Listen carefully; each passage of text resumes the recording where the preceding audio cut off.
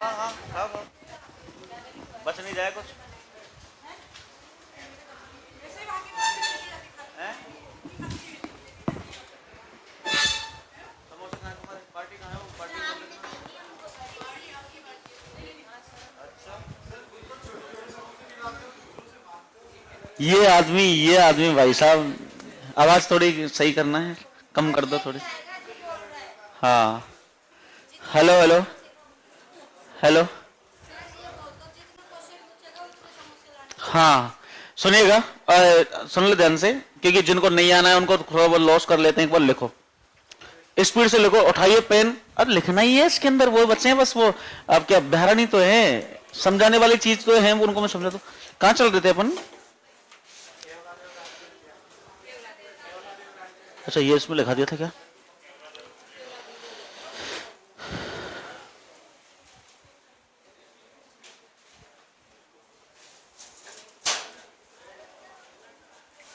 लिखिएगा केवला देव को, केवला देव को,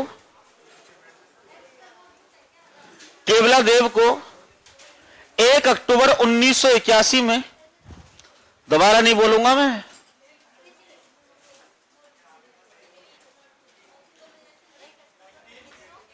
1981 में, 1 अक्टूबर 1981 में,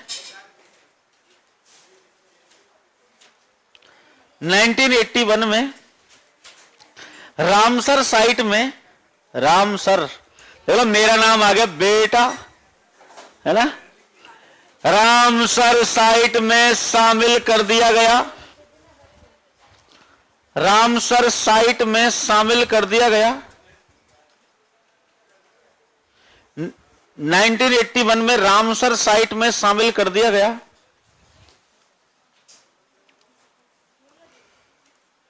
रामसर साइट में शामिल कर दिया गया। लिखिएगा,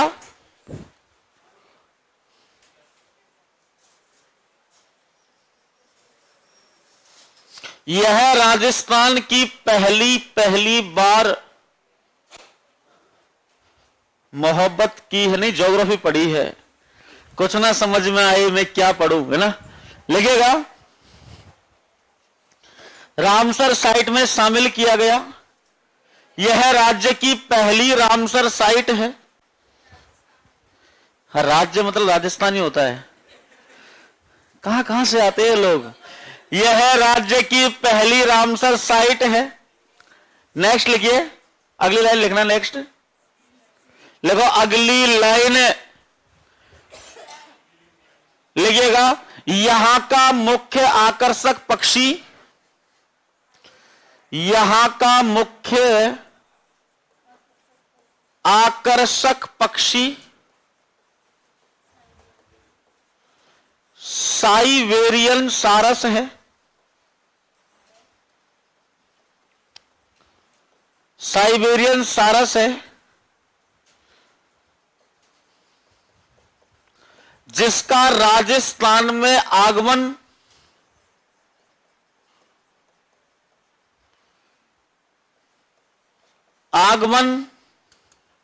अक्टूबर नवंबर महीनों में,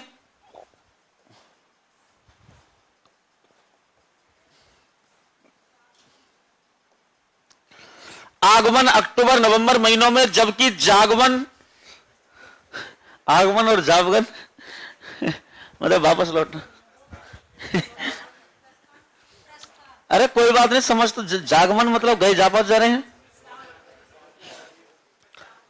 वापस कब जाते हैं। लिखिएगा, आगमन अक्टूबर नवंबर में, जागमन लिखिए मार्च अप्रैल, मार्च अप्रैल में है लिखिएगा, मार्च अप्रैल में होता है। अर्थात ये पक्षी यहां शीत ऋतु में ही, अर्थात ये पक्षी यहां शीत ऋतु में ही आवास करते हैं, अर्थात ये पक्षी यहां शीत ऋतु में ही आवास करते हैं, आवास करते हैं।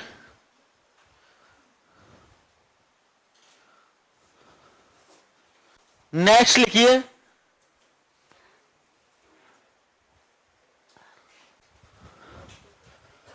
नेक्स्ट लिखिए,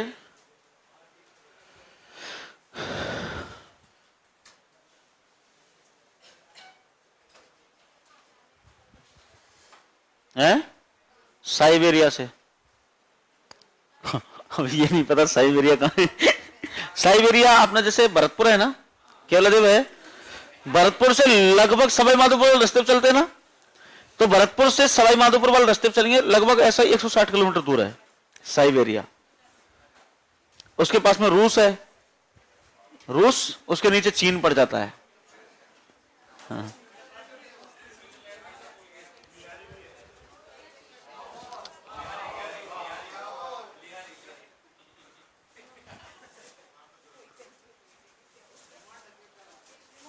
लिखिएगा, आप लोग टाइम से आ जाया करो। लिखिएगा, लिखिए, इस राष्ट्रीय उद्यान में पाइथन नामक स्थान पर है। निखिल कौन है भैया? निखिल, निखिल, अरे कोई है क्या? महेशनगर थाने से लोग आए आपको बुलाने। मैं, तुम निखिल हो? तुम निखिल हो? निखिल नाम है तुम्हारा?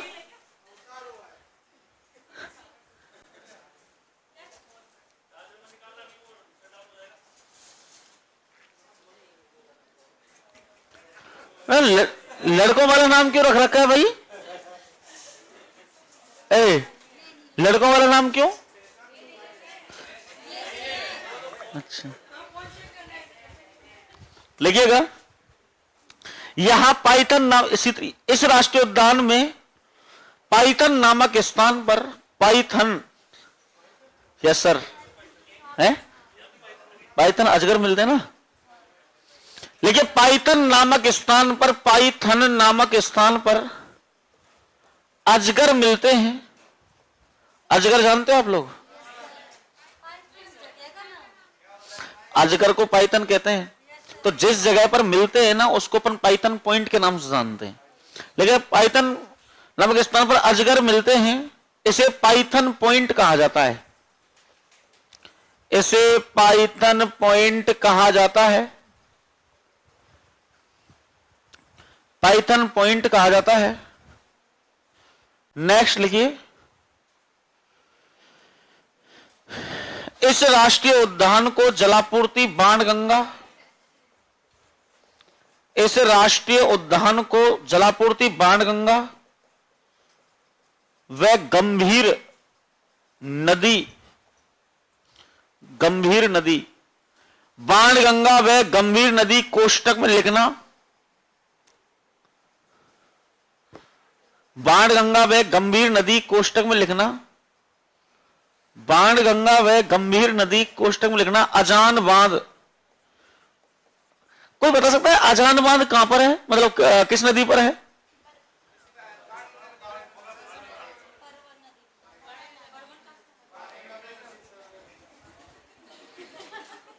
देखिएगा, अजान बांध से होती है, मतलब अजान बांध कोष्टक करना है। इस राष्ट्रीय उद्यान को जलापूर्ति बाणगंगा व गंभीर नदी कोष्टक में लिखना अजान बांध से होती है। भरतपुर में ही है, बाणगंगा नदी पर है। तो ये बाणगंगा नदी पर ही है, लेकिन ऐसा मानते हैं कि गंभीर और बाणगंगा नदियों के संगम पर है। लेकिन कहीं भी बाणगंगा और नदी और गंभीर नदियों का संगम नहीं मिलता है। देखो एक चीज बताऊं आपको, अजान बांध है ना, ऐसे मानते हैं, सुनिएगा, ऐसे मानते जैसे अजान बांध जो है वो आपकी किस पर है? बाणगंगा नदी पर है। कोई कहता है अजान बांध गंभीरी नदी पर है। कोई कहता है कि अजान बांध बाणगंगा और गंभीरी नदियों के संगम पर है। ठीक है ना?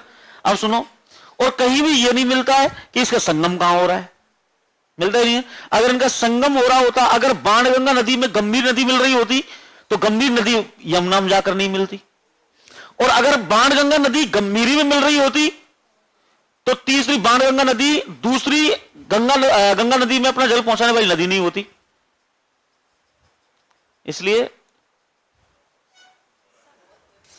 बहुत कंफ्यूजन है बाबा, है ना। लिखिएगा अजान बांध से होता है, अजान बांध से होता है। नेक्स्ट लिखिए अगले,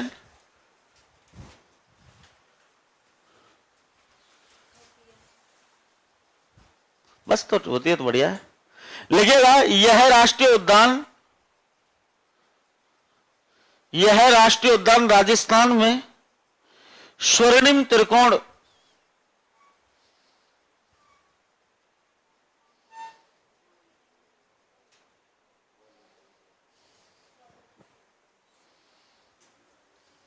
लिखिएगा स्वर्णिम त्रिकोण पर स्थित है, स्वर्णिम त्रिकोण पर स्थित है। गोल्डन ट्रायंगल जैसे आगरा, दिल्ली और जयपुर, है ना, स्वर्णिम त्रिकोण पर स्थित है, ठीक है ना। तो यही है बस, और तो क्या ही लिखना है इसके अंदर, एनएफ है काफी। वो डॉक्टर सलीम अली की कार्यस्थल लिख लिया क्या आपने? क्षेत्रफल लिख लिया इसका? कब बना था राष्ट्रीय उद्यान, कब बना लिख लिया? लिख लिया ना। पक्षियों का स्वर्ग कहा जाता है, एशिया की सबसे बड़ी पक्षी प्रजनन स्थली है, लिख लिया ये भी? कहां लिखा ये? नहीं तुम ये बताओ, लिखा कहां है? तो क्यों यस?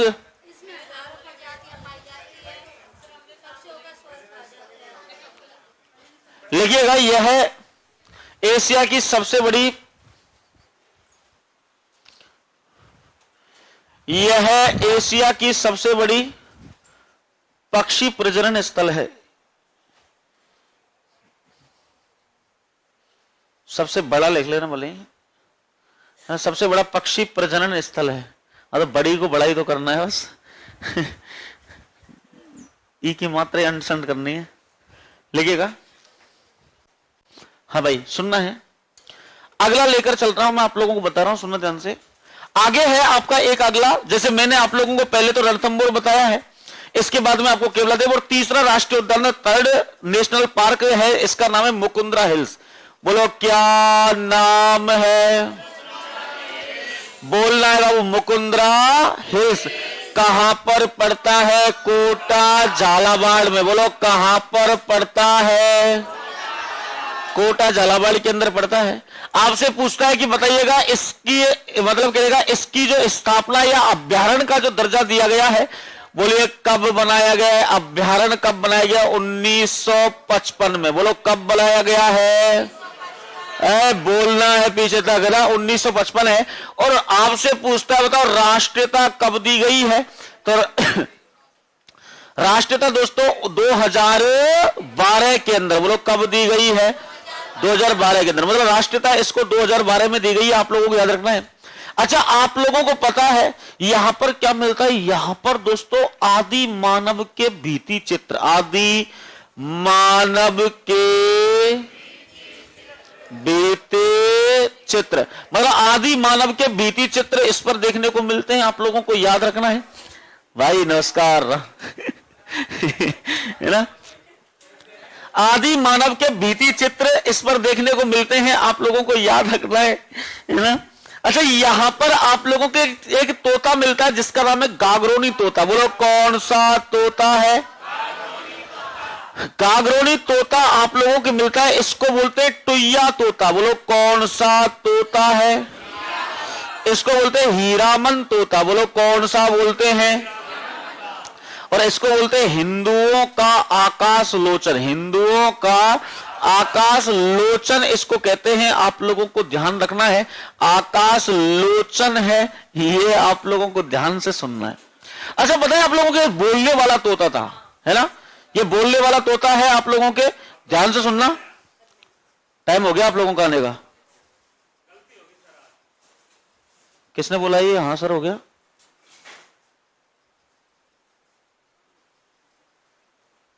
आधे घंटे क्लास निकल चुकी है अभी तक।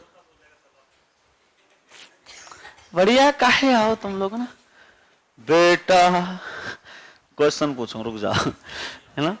हिंदुओं का आकाश लोचन इसको कहते हैं, आकाश लोचन इसको कहते हैं। अच्छा सुनना ध्यान से, ये जो तोता है ना वो बोलने वाला तोता है। बोलने वाला तोता मतलब क्या है इसका? जैसे मान के चलिएगा, अरे वाह मैं इनसे कह ही रहा था कि टाइम हो गया आने का, है ना, आपका भी टाइम हुआ आने का, रुक जाओ बेटा, रुक जाओ तुम, है ना, तुम्हारी खैर नहीं है दोस्तों, है ना। सुना ध्यान से। अच्छा गागरोली तोता, अच्छा ये जो तोता है ना, वो तोता ऐसा है वैसा बोलने वाला, मतलब बोलता है ये तोता, है ना, मतलब बखान करता है, कुछ भी बोलवा लो इससे, है ना, जो, है ना।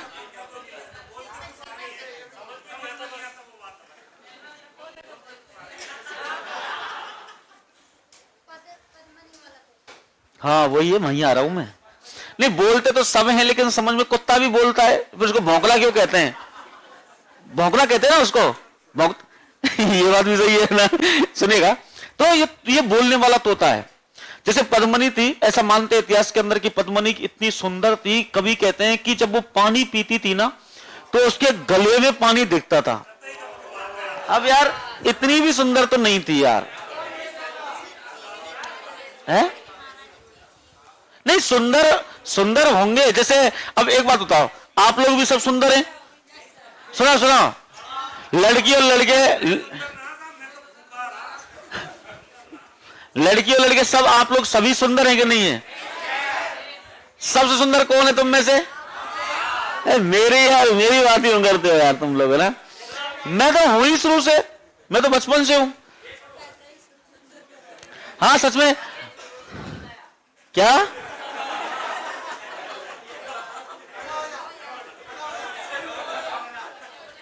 हाँ बोलिए, क्या बोले थे? आवाज तो यही थी कुछ।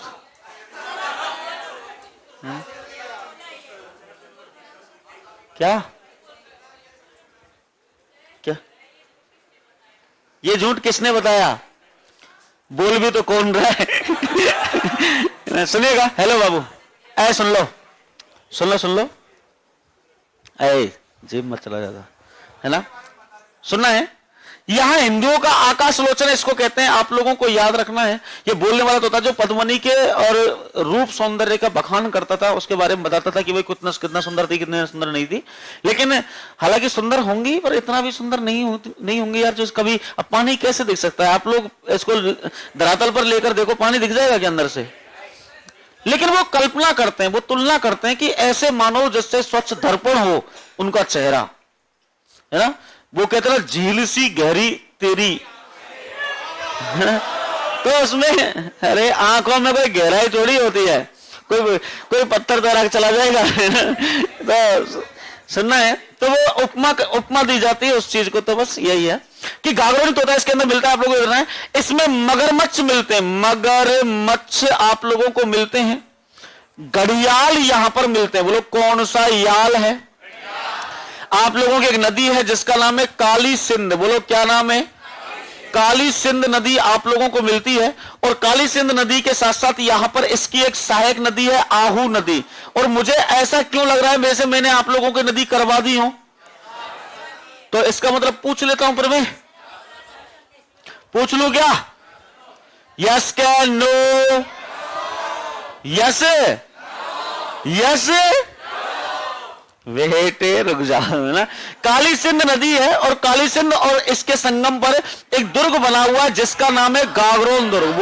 बोलो कौन सा दुर्ग है? कहां पर बना हुआ है? झालावाड़।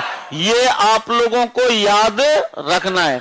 अच्छा, ये राजस्थान की ये जो परियोजना है, राजस्थान की 3rd टाइगर प्रोजेक्ट है। बोलो क्या है भाई? टाइगर प्रोजेक्ट है। ये आप लोगों को रखना, मतलब तीसरी बाघ परियोजना है, ये आप लोगों को ध्यान रखना है। और इसके अंदर बाघ परियोजना कब चलाई गई? 2013 के अंदर, 2013 के अंदर चलाई गई थी। तो आपसे पूछता है मुकुंदरा हिल्स में बाघ परियोजना कब चलाई गई है?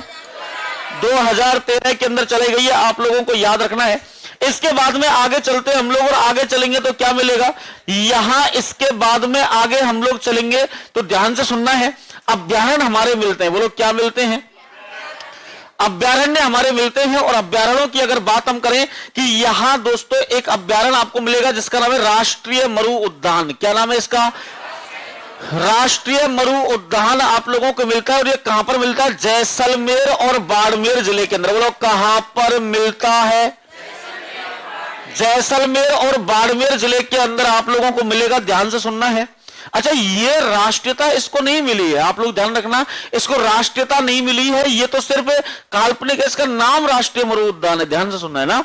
अच्छा, यह क्षेत्रफल की दृष्टि से सबसे बड़ा आपके राजस्थान का अभ्यारण्य है, जो जैसलमेर जिले के लगभग 1900 किलोमीटर स्क्वायर में है और बाड़मेर के लगभग आप लोगों के 1262 किलोमीटर स्क्वायर में है। तो ये इसका 3162 किलोमीटर स्क्वायर आपका क्षेत्र हो जाएगा। बोलो कितना हो जाएगा? 3162 किलोमीटर स्क्वायर क्षेत्र में राजस्थान के अंदर विस्तृत है। अच्छा, इसके बाद में अगर बात करें, इसके अंदर एक पक्षी मिलता है जिसका नाम है राजस्थान का राज्य पक्षी, मतलब गौड़ावन पक्षी है। बोलो कौन सा पक्षी है? गौड़ावन पक्षी आप लोगों को मिलेगा, जो राजस्थान का राज्य पक्षी है। और इस गौड़ावन पक्षी के मतलब कहने का यहां प्रोजेक्ट करने के लिए इसको यहां 2013 के अंदर प्रोजेक्ट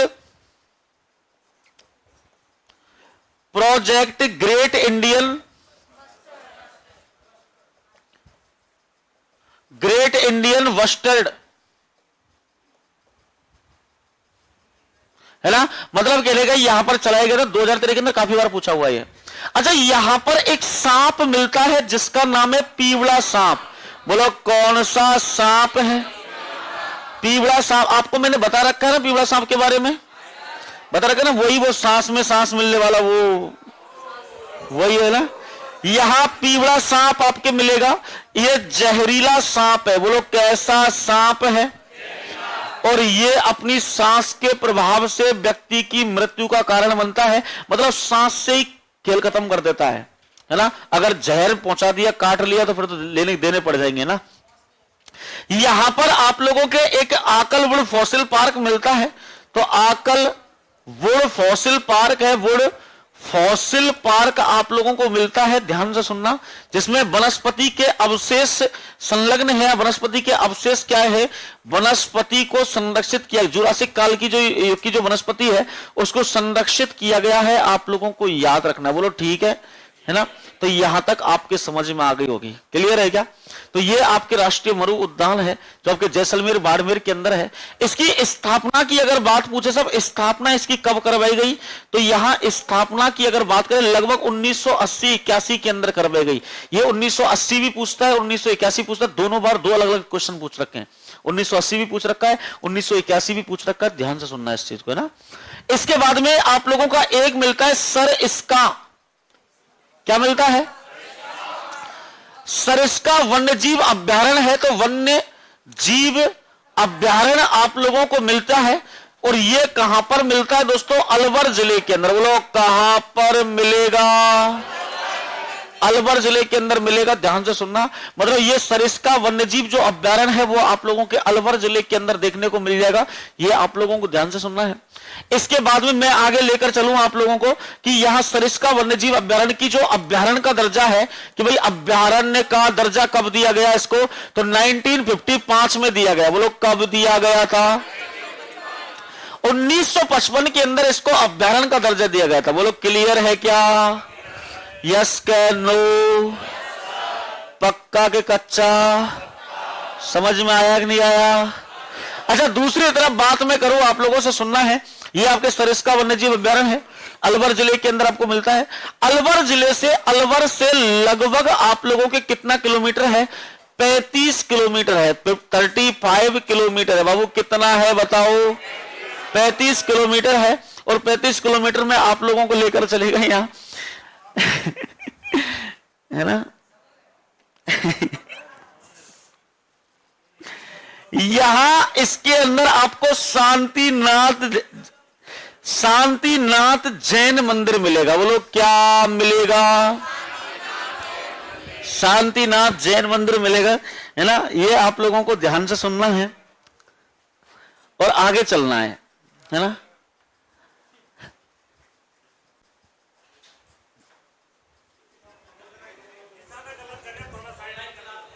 खड़े हो जाओ एक बार खाली। हाँ, आप एक बार जोरदार तालियां हो जाए भाई के लिए। क्या नाम है आपका? अरवेश। आज पहला दिन है क्या? एक बार मैं पूछ रहा हूं, उसका जवाब दो जोर से। बाबू सीधे खड़े हो जा, क्या देश विरोधी कर रहा है क्या? मतलब अच्छा, मतलब सुनो, आज पहला दिन है आपका, मतलब इस क्लास के अंदर पहला दिन है, कोचिंग में पहला दिन है, लास्ट बैच से हो आप? पुराना आदमी हो? तो दुष्ट आदमी, मैं यहां अखंड पुकारने लग रहा हूं, क्या चल क्या रहा है तुम्हारा? फीलिंग ले रहे हो नीचे देख देख के? किसको देख रहे हो? मतलब जब से देख रहा हूं बगल वाले से और कह रहे हो कि देख आजा, कुछ ऐसा चल रहा है तो मैं भी आऊं। पर ये पढ़ रखा है क्या आपने? Very good. तो बताइएगा आप, बताइएगा यहां इस सरिस्का वन्यजीव अभ्यारण्य के अंदर कौन कौन से मंदिर मिलते हैं? मंदिर, मंदिर तो पढ़ तो रखा है आपने बेटा, मेरे से कोई ये कहते पढ़ रखा है फिर तो लो, है ना? ए भाई, अच्छा मैंने कौन कौन से अभ्यारण्य और राष्ट्रीय उद्यान बताए यहां?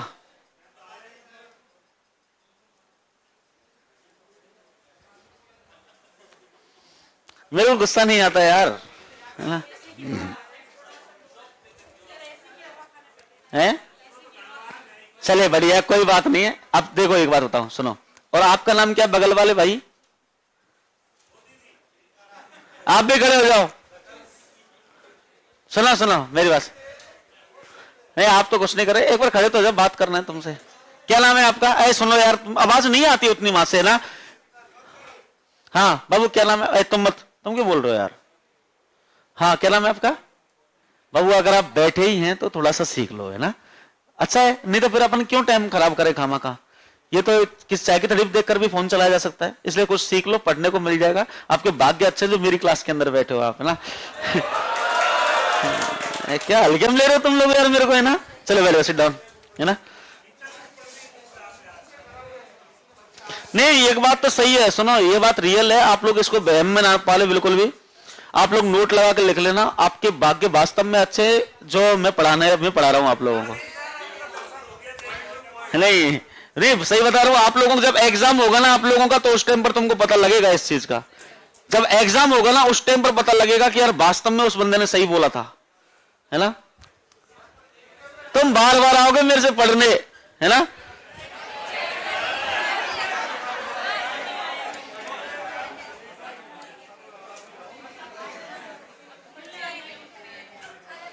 है अब मिलने के लिए तो अब तो कोई बात नहीं, पढ़ लेना नोट और आगे बढ़ना, अच्छे इस स्तर पर तैयारी करना। ये तो एक फॉर्मेलिटी है, नौकरी लग जाओ तुम लोग। वैसे नौकरी वाली शकल दिखती तो नहीं है मुझे।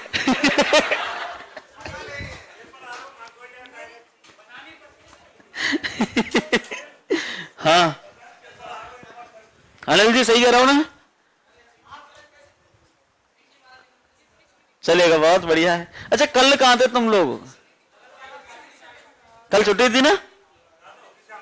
हाँ सुनिएगा, हेलो, शांतिनाथ जैन मंदिर है आप लोगों के।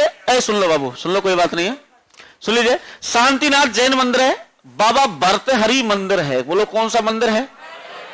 भर्तहरि मंदिर। आपने वो आम वाली कहानी सुनी है क्या भर्तहरि बाबा की?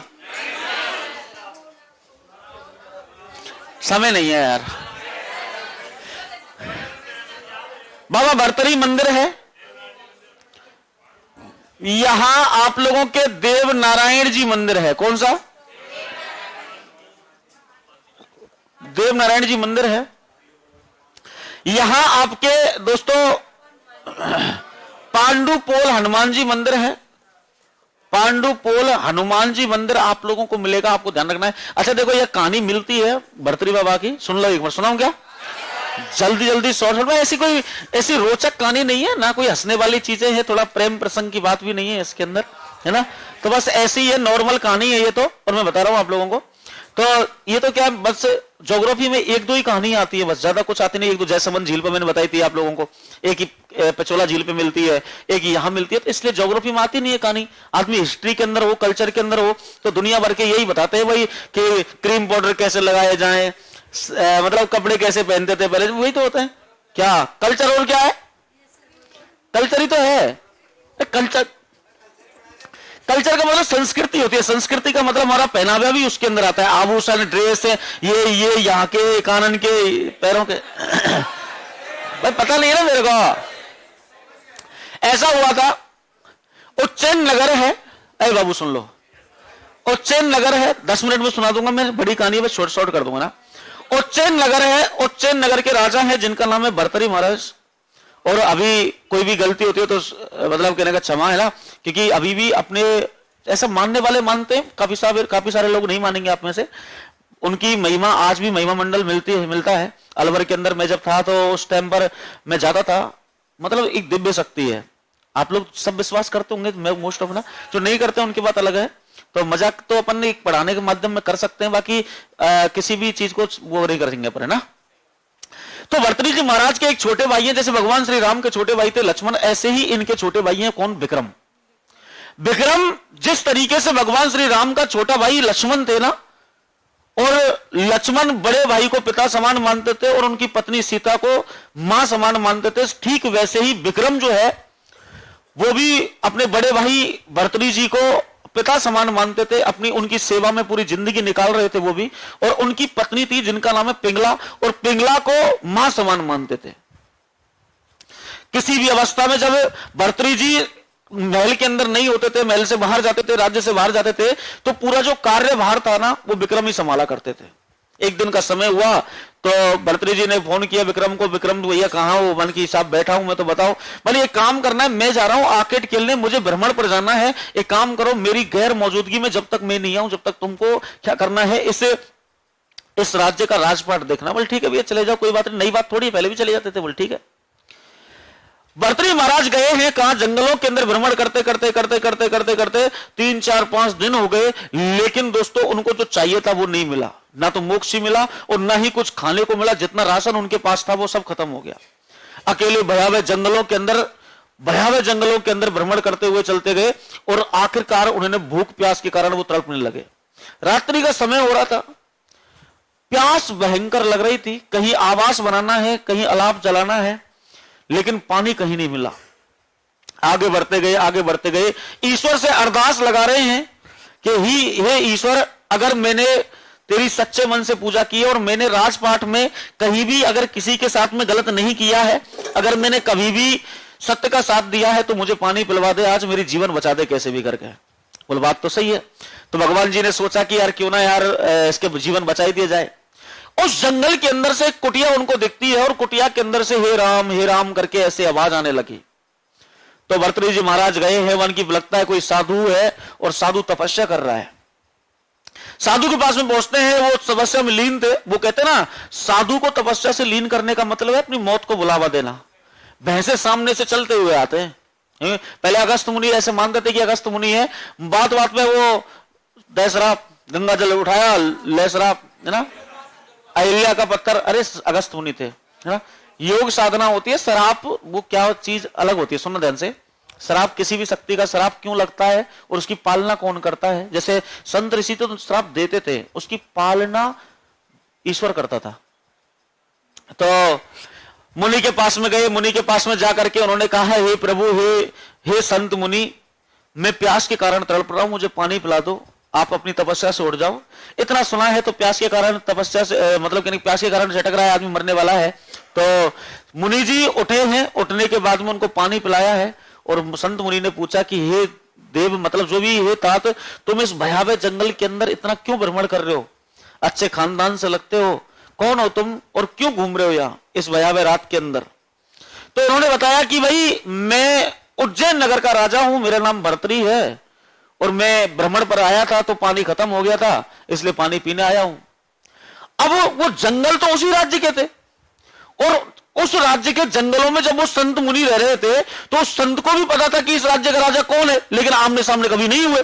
नाम तो सुना ही है, अरे है कि नहीं है। जैसे हम किसी का नाम सुने मिले नहीं है और वो अलग बात है। बोले ठीक है साहब। बोले अच्छा तू भर्तृहरि है। बोले हाँ साहब मैं भर्तृहरि हूं। बोले अहो भाग्य मेरे, मैंने पूरे जीवन इस तपस्या में आपको मांगा है कि मैं उस सच्चे राजा से मिल पाऊं जो सत्य का इतना पालना करता है, जिसने कभी गलत किसी के साथ में नहीं किया, अन्याय नहीं किया, सच का जो पालन करता है, ये सत्यवादी जो राजा है उससे मैं मिलना चाहता था, और आज मेरी ईश्वर ने सुन ली कि आप मेरे ही दरवाजे पर आ गए। बोले महाराज आज्ञा है आपकी। बोले आप जैसे राजा युगों युगांतरों में होते हैं, हर किसी राजा के सब बस में आपकी चीजें नहीं है। बोल बात तो सही है। थोड़ी देर बातचीत की, आपस में नंबर शेयर किए और चल दिए।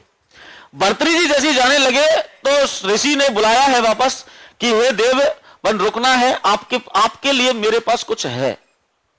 बोले क्या है? बल्कि अभी रुको थोड़ा सा, मैंने जीवन भर तपस्या की है और जीवन भर तपस्या करने के बावजूद मैंने एक फल प्राप्त किया है, और वो फल ये है कि जो मैं लेके आ रहा हूं। तो भर्तृहरि जी कुटिया के सामने खड़े हैं, संत महात्मा अंदर गए, ऋषि अंदर गए, अंदर जाकर के एक झोले में हाथ दिया और वहां से एक आम निकाल कर लेके आए, है ना, सुनना ध्यान से, एक आम निकाल करके लेके आए और आम को दोनों हाथों से भर्तृहरि जी को देने लगे, ले बेटा ये मेरे जीवन भर की तपस्या का फल है। बन महाराज क्यों मजाक कर रहे हो, आम तो हमारे फ्रिज में वैसे ही बहुत सारे रखे हैं, हम तो डेली खाते हैं, आम रस भी बना लेते हैं। बोले बेटा ये सामान्य आम नहीं है। वो तो बोले कैसा आम है? बोले ये ऐसा आम है कि इसको खाकर तुम आजीवन यथावत स्थिति में रहोगे, मतलब अमर हो जाओगे। जैसी अवस्था आपकी अब है इससे युवा हो जाओगे, वृद्ध नहीं होंगे। मैं चाहता हूं कि इस उज्जैन नगर के अंदर आप जैसा राजा ना तो कोई था पहले और ना ही कोई होना चाहिए। आप इस राज्य के लिए अनुकूल हैं, इसलिए आपको यथावत स्थिति में रहना है। बोल ठीक है महाराज। लेके आम को, अब आम तो यार अमर होने वाला आम है, अभी तुमको एक बैग पैसों से भरा मिल जाए तुम मेरे को बदले हो गया। चल मास्टर तेरा क्या काम है यहाँ, चल नहीं पढ़ रहे है क्या नहीं है। अब आम हाथ में ले लिया, घोड़े पर सवार हो गए। अब खुशी इस बात की नहीं है कि शिकार करने आए थे वहां शिकार नहीं मिला, घूमने आए थे भ्रमण करने आए थे कुछ भी नहीं मिला, यहाँ खुशी इस बात की कि मुझे आम मिल गया। महलों की ओर प्रस्थान किया। महलों की ओर प्रस्थान करने के बाद इन्होंने कहा कि सोचा इन्होंने बैठे बैठे घोड़े पर कि भाई क्या करूं, इस आम को मैं खा ही लूं। बन चलो खा ही लेता हूं। चाकू निकाला, काटने वाले थे, इससे पहले दिमाग में आया बोल अगर मैं इसको खा लूंगा तो मुझे पुनः वही जीवन जीना है जिससे मैं भुगतता आया हूं अब तक। चाहे मैं कितना भी अच्छा हूं, चाहे मैं राजा हूं, लेकिन एक समय बाद तो सबको मरना निश्चित है, अंत सबका आना चाहिए। मैं चाहता हूं कि मैंने पूरी जीवन राज्य की सेवा की है, अब इस बचे कुचे जीवन को मैं ऋषि महात्माओं के साथ में निकालूं, मैं तपस्या में निकालूं, मैं ईश्वरी भक्ति में निकालूं। अगर मरूंगा नहीं तो मेरे जीवन में वही सब बाहर रहेंगे कि ये काम करना है वो काम करना है। एक काम करता हूं, इस आम को मैं तो नहीं खाऊंगा। बोले इस आम को मैं नहीं खाऊंगा। बोले किसको खिलाऊं? बोले अपनी पत्नी पिंगला को खिलाऊंगा, क्योंकि पत्नी ज्यादा प्रिय होती है।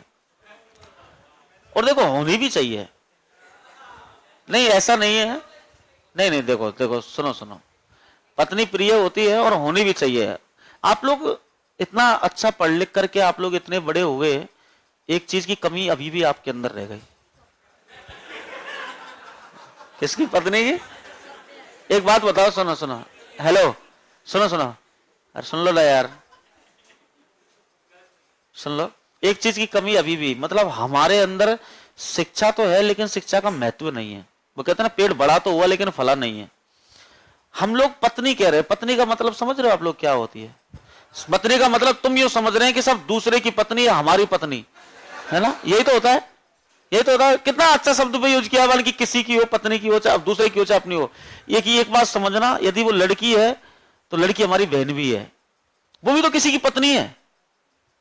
अब बोलो, वो भी तो किसी की पत्नी है ना। मैं कहूंगा कि हमारी जो पत्नी है, जैसे मैं कहूं मेरी पत्नी है, मैं उसका साथ ना दूं, मैं उसको पटक दूं ऐसे ही कहीं भी और दुख पातू खूब, तुम्हारी बहन के साथ वो ऐसा करे तब वो बेचारी दूसरे परिवार को छोड़ करके तुम्हारे पास आई है ना, वो तुम्हारे पास छोड़ करके आई है सब कुछ भाई साहब। उसने वो परिवार जहां तुम ये करो, 6 महीने जयपुर में रह के देखो और अच्छे से रहो, कुछ जैसे खुल के रहो ना वैसे रहो। तुम घर जाके दिखा देना 7 महीने, फिर 3 महीने घर लेके आओगे, वापस जयपुर में आ जाओगे। यार जयपुर जैसा शहर तो कहीं नहीं मिलेगा, होता ही नहीं होता। उसने पूरे जीवन के 18, 19, 20 साल निकाल दिए, वो कैसे छोड़ के आ जाए अपने घर को? तो ऐसे मत रिएक्ट किया करो जैसे लड़की, जैसे हम देख रहे हैं वो दूसरी लड़की हमारी भी बहनें हैं यार, वो उनकी भी शादी होनी है ना किसी से तो यार, है ना। तो ये चीजें मिलती है ना, आप में कटवाते हैं, है ना। सुनना है ध्यान से।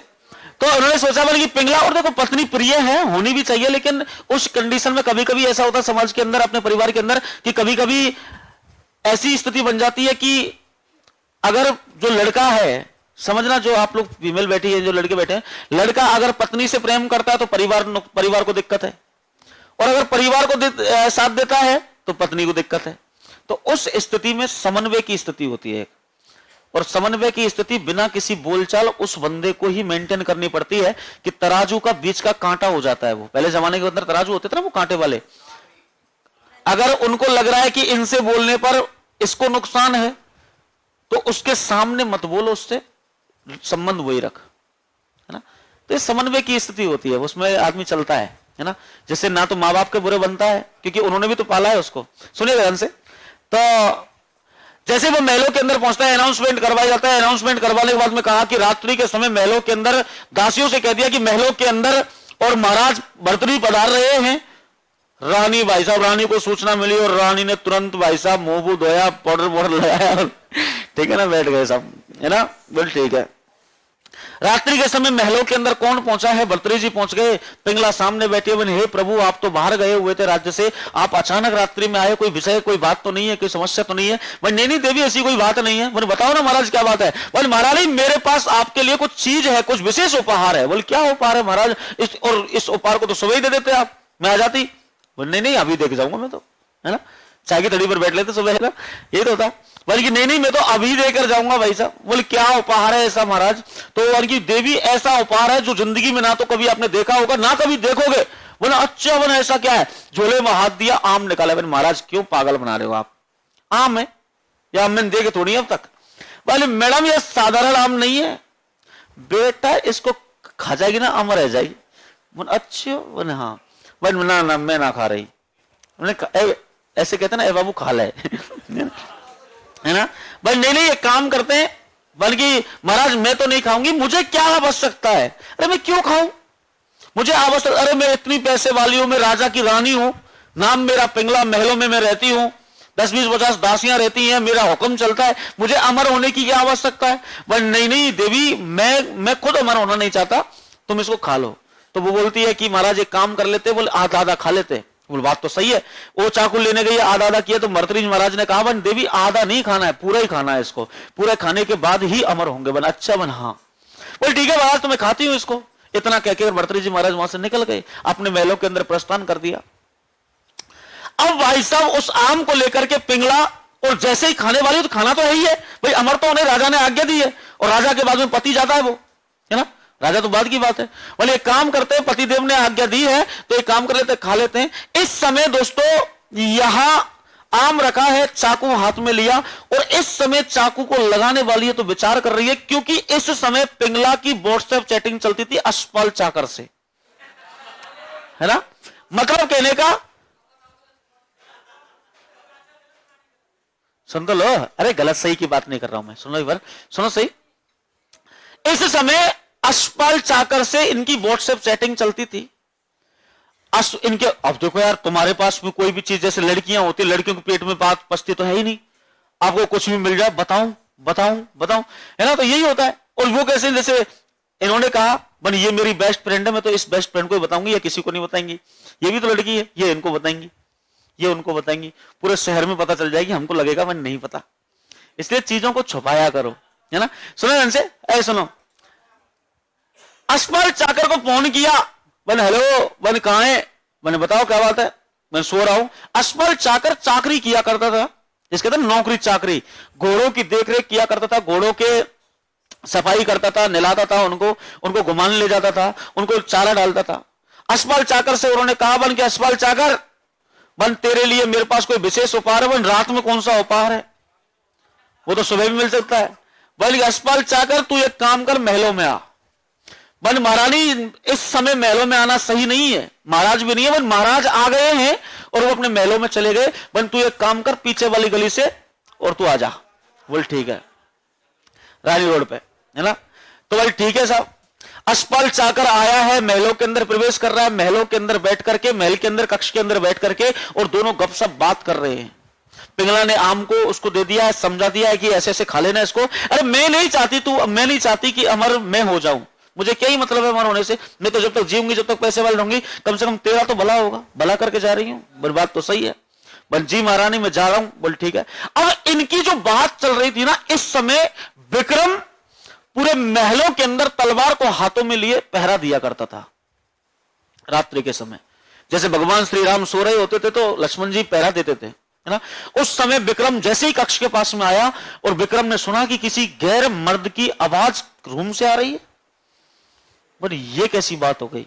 गेट खटखटाया, बैल बजाई, बैल का कोई जवाब नहीं दिया, दे ठोकर और दे ठोकर गेट तोड़ दिया।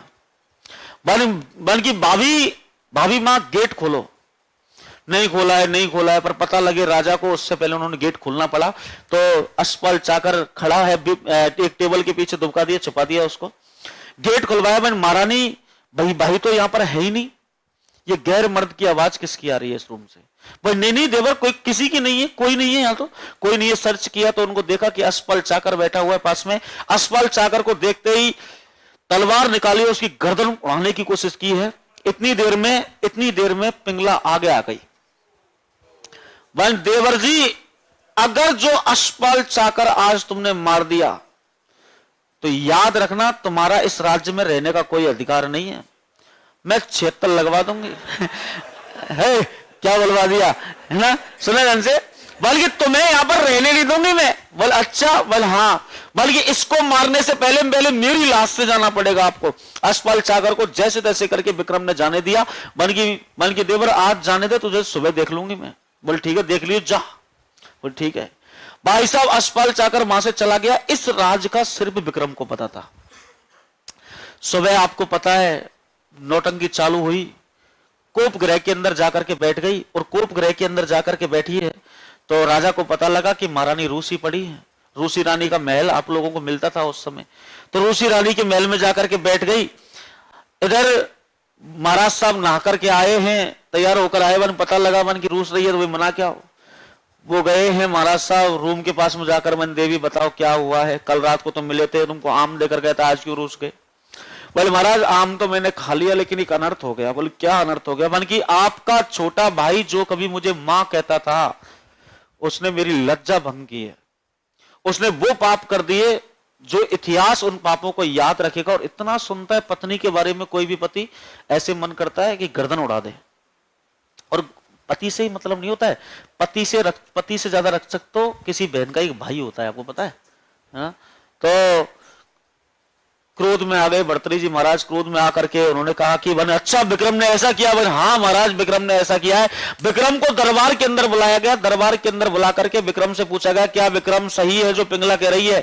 विक्रम रोता हुआ बिलखते हुए बोला कि महाराज ये सही नहीं है, पिंगला झूठ बोल रही है। लेकिन वो उस समय विश्वास नहीं करेगा, क्योंकि प्रेम में किसके में है, पत्नी के में। पिंगला के प्रेम में वशीभूत होकर के विक्रम से कहा अगर तू मेरा भाई नहीं होता तुझे 20 सभा के अंदर सूली पर चढ़ा देता, निकल जा मेरी आंखों के सामने से। वर मंत्रियों, विक्रम को इस राज्य क्षेत्र से बाहर निकाल करके आओ। अगर किसी को दिख जाए इस राज्य के क्षेत्र के अंदर घूमता हुआ तो विक्रम को उसी जगह पर मार देना, तलवार से गर्दन काट देना, मैं कुछ नहीं कहूंगा। और विक्रम को ऐसा कहकर के देश से बाहर निकाल दिया। और विक्रम रोता रहा भैया मेरी कोई गलती नहीं है, पिंगला की गलती है, पिंगला को मैंने ऐसे देखा था अश्वपाल चाकर था। लेकिन एक सिंगल बात पर विश्वास नहीं हुआ, बल्कि वो आम जो तुम्हारे पास में था वो आम भी इन्होंने नहीं खाया, लेकिन कोई बात पर विश्वास नहीं हुआ, विक्रम को बाहर निकाल दिया। कहानी इधर से मोड़ लेती है, यहां तक की तो कहानी हो गई अश्वपाल चाकर महलों से निकल करके और कहां पर पहुंच गया, अपने घर में पहुंच गया। अश्वपाल चाकर उस समय बैठा हुआ है, बर्तन में ले रखा है क्या आम, और आम को खाने वाला होता तो एक विचार दिमाग में आता है मन की यार मान के चल अगर मैं इस आम को खाता हूं तो मेरा तो आधा जीवन तो घोड़ों की देखरेख करने में निकला है और आधा जीवन पर निकल जाएगा। मतलब अब तक तो मैं घोड़ों की देखरेख कर ही रहा हूं, जितनी जिंदगी मेरी बचेगी उन सारी जिंदगी मुझे घोड़ों की देखरेख करनी, मुझे कौन राजा बना रहा है। बोले काम करता हूं, मैं तो नहीं खाऊंगा इस आम को। इस समय अश्वपाल चाकर टेलीग्राम पर बात करता था कि वैश्या से, है ना। अब देखिए तार पर तार कितने बढ़ रहे हैं। अश्वपाल चाकर एक वैश्या से बात करता था, वैश्या को फोन किया। अरे वैश्या एक जाति होती थी पहले, है ना। तो वैश्या को फोन किया है, बोली कहा है भाई, बोल घर पे बैठी हूं, बोल मैं आ रहा हूं। तो पागल है ना। बल्कि सुन तो सही, तेरे लिए कुछ उपहार है मेरे, समझ में आ रही है कहानी आप लोगों को।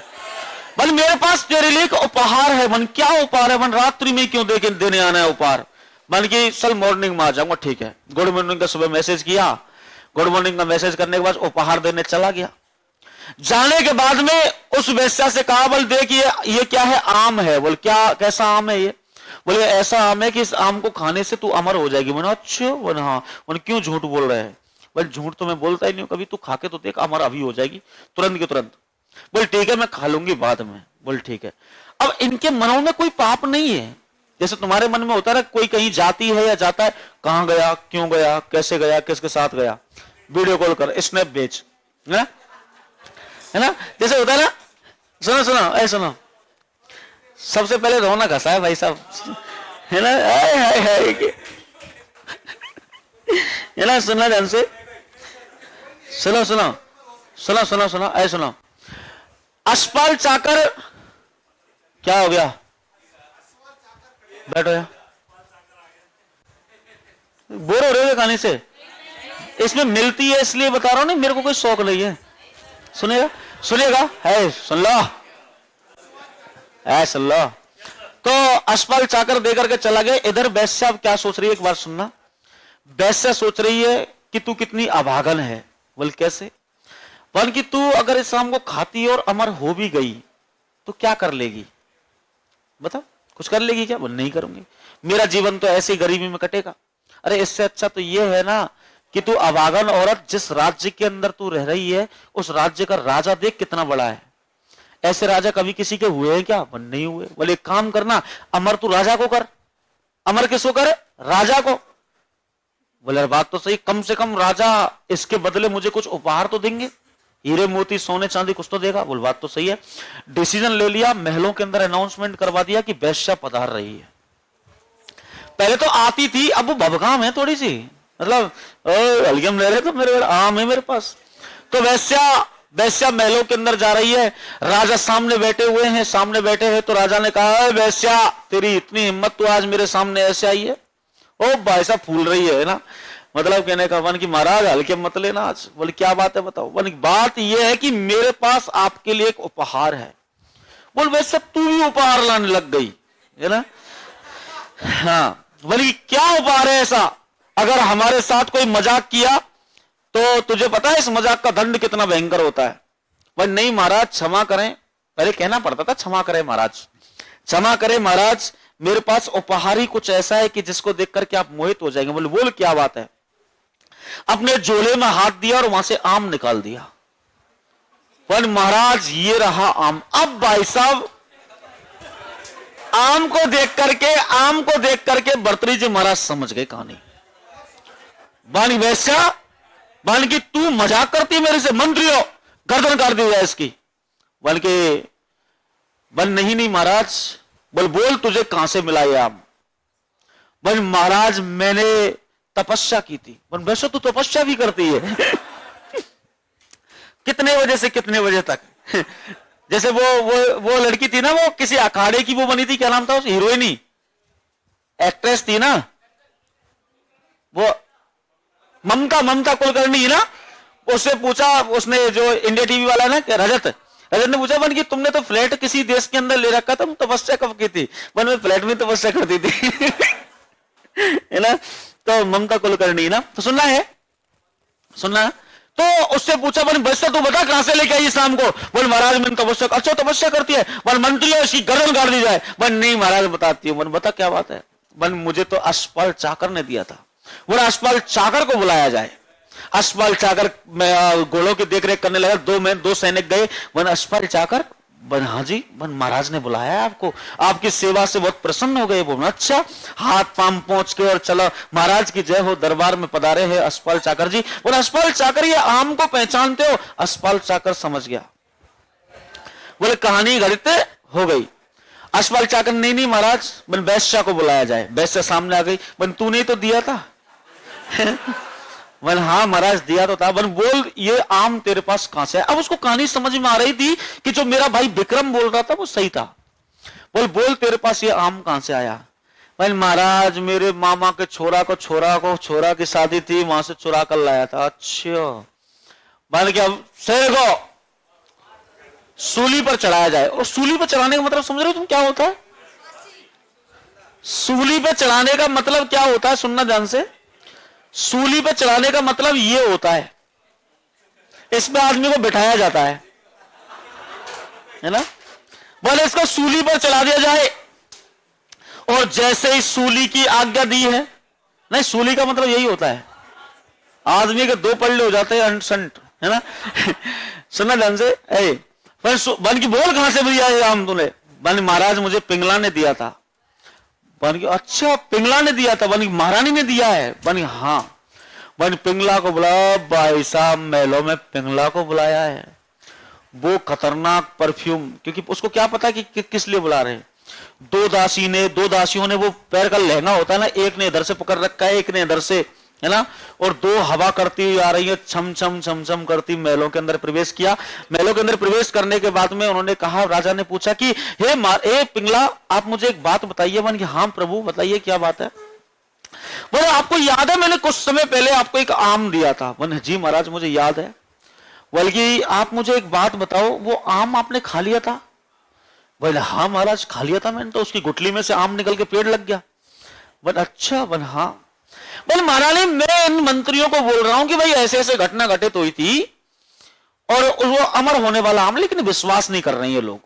बोले बताओ महाराज। बस सीधी सी बात है, आपको मार कर देखेंगे भाई, वो गर्दन काट के देखेंगे आपके। अगर मान के चलो तुम मर गए तो आम नकली था, इसका मतलब तुमने नहीं खाया था, और अगर खाया था तो मरेंगे नहीं तुम। जी महाराज। मरने का नाम सुनकर के पसीना, यहां का पसीना अंडसन जगह से एड़ी तक पहुंच गया। मतलब पसीना एड़ी तक पहुंच गया भाई साहब। अब क्या हुआ साहब, ऐ सुनो, तरतर भाई साहब में करना, पिंगला तरतर कांपने लग गई, और कांपने लगी तो क्या हुआ, और बुलाया है किसको भाई साहब, मंत्रियों से कहा, हे मंत्री अपनी जगह से खड़े हो, सैनिकों को आदेश दो कि पिंगला की गर्दन पर तलवार रख दी जाए और गर्दन उड़ा दी जाए। आज पता तो चले कि शक्ति कितनी अच्छी होती है। भाई साहब दो सैनिक उठे और पिंगला की गर्दन पे खो गई, कहीं पता नहीं कहां खो रही, बढ़िया है ना, नींद आ रही है इसे ना। भाई साहब पिंगला की गर्दन पर जैसे तलवार रखी है, पिंगला महाराज क्षमा करे, महाराज क्षमा करे, पल्ले पड़ गई। वो आम जो था ना, वो आम खराब हो गया तो मैंने फेंक दिया था। अभी भी झूठ बोल रही पिंगला। बोले अच्छा खराब हो गया तो बोले हाँ। बन गई ये क्या है? बन मुझे तो नहीं पता महाराज, ये तो आम ही है। क्या ये वही आम नहीं है क्या? बन महाराज लग तो वही रहा है, पर मैंने तो फेंक दिया था उसको, किसी ने उठा लिया होगा। बन अश्वपाल चाकर और पिंगला को दोनों को बुलाया जाए। सारे वेद सामने आ गए, और उस दिन उनको एहसास हुआ। भर्तृहरि जी महाराज सेम टाइम गद्दी से खड़े हुए, और खड़े होने के बाद में कहा कि मैंने पूरे जीवन भर कोई पाप नहीं किया है, लेकिन एक पाप मैंने मेरे घर के अंदर कर दिया। मैंने मेरे लक्ष्मण जैसे छोटे भाई पर विश्वास नहीं किया, और विश्वास ना करके मैंने उसको देश निकाला कर दिया। मैंने इतना बुरा किया है मेरे भाई के साथ में कि मुझे इस गद्दी पर बैठने का कोई हक नहीं है। मंत्रियों को आज्ञा दी कि जहां मेरा छोटा भाई मिले उसको लेकर के आओ, और मैं इस गद्दी पर अब नहीं बैठूंगा।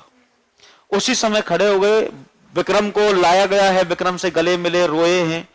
रोने के बाद कहा कि विक्रम मेरे होते सोते आज से इस गद्दी, इस उज्जैन नगर की राजधानी पर आपका अधिकार है। मैं जा रहा हूं पहाड़ों में तपस्या करने, मुझे ईश्वरीय भक्ति प्राप्त करनी है।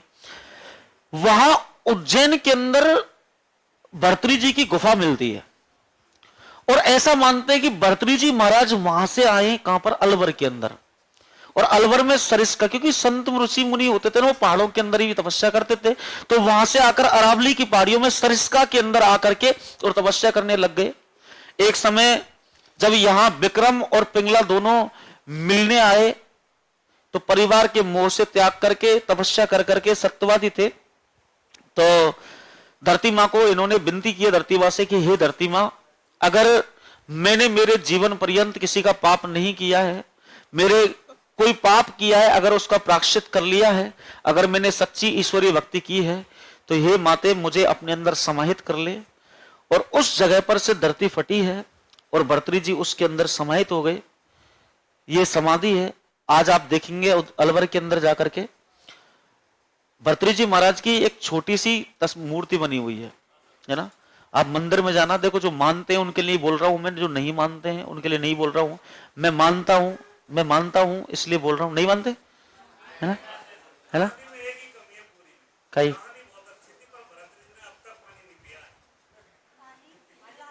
पानी पिला तो दिया था, पिला दिया था पानी।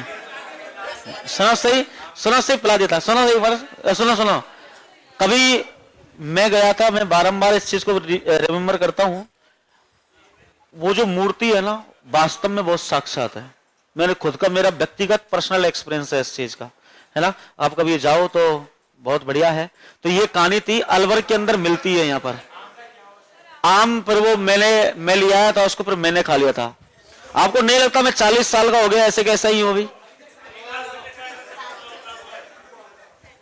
है ना। ठीक है ना, तो मिलते हैं नेक्स्ट क्लास के अंदर। थैंक यू सो मच, पढ़ते रहे, स्वस्थ रहे, मस्त रहे।